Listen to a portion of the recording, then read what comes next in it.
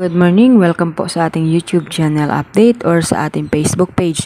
Kung kayo po ay nanonood sa YouTube channel, pwede po kayong umabang sa aking pong Facebook page na Manilyn na Madrid.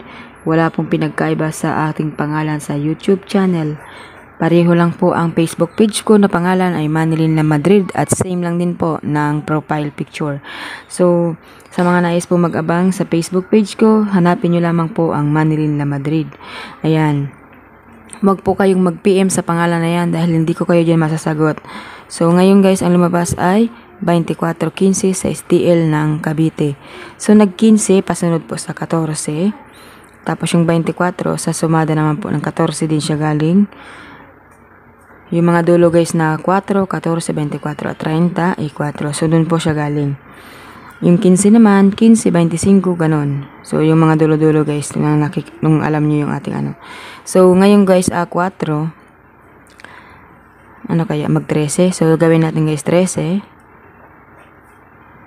Yung 8 gawin natin 26.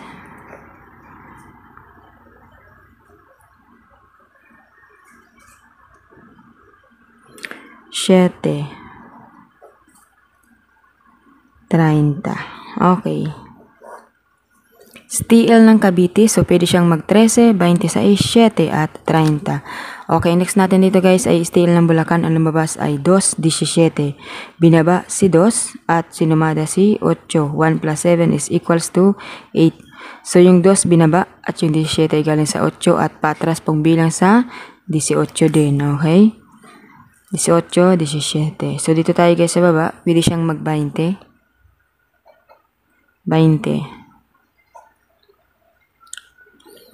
27, 22, 26. Okay, STL ng Bulacan, pwede siyang mag-20, 27, 22 at 26. So, ang next natin dito ay STL ng Camarines Norte. Ang Camarines Norte naman guys, ang lumabas ay 18, 16. Sinumada yung mga taya ko kasi ang taya ko is 36, 34. Kasi nga naman nabi ko baka mag 34 dito patras or di kaya paabante ng 36. Kasi po nagbibilang sila, diba? 31, 32, 33. So, wala si 34 at si 36. So, yun po yung taya ko kanina. So, ngayon, baka ngayon siya guys palabasin si 36. Saka si 34. Okay? And then 9.